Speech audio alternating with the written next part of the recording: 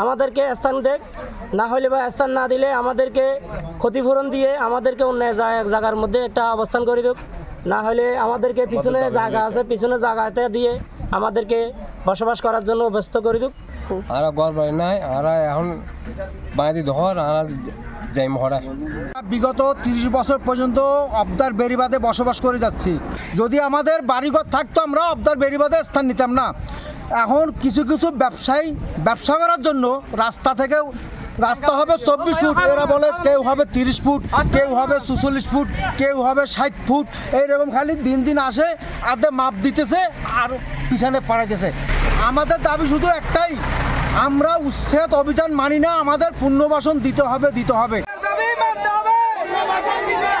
উচ্ছেদ করা হয় তো আমাদের বাচ্চা নিয়ে আমরা কোথায় থাকবো, কোথায় যাবো?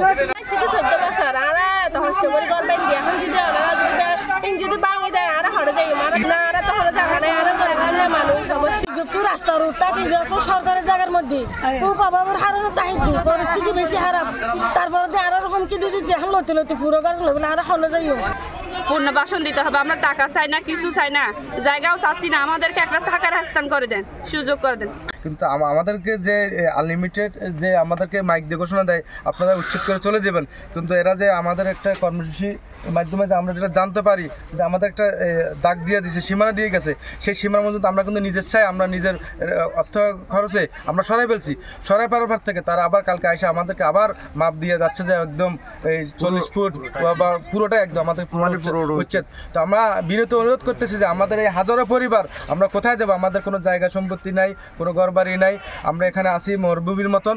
তো আমাদের এখানে এক বন্যার সময় এলে আমাদেরকে ভেঙে চুরে দেয়, আমরা আবার এই কোনোভাবে আমরা মাথা খোঁজার ঠাই এখানে আসি। তো আমরা আমাদের আজকে মানববন্ধন যেটা করেছি সেই উপলক্ষে আগামী এই সোমবার ভিতরে যদি আমরা কোনো সুরাহা না পাই তাহলে আমরা এখানে আমাদের কর্মসূচি আনলিমিটেড থাকবে এবং আমরা এখানে আর কোনো কাজ করতে দিব না।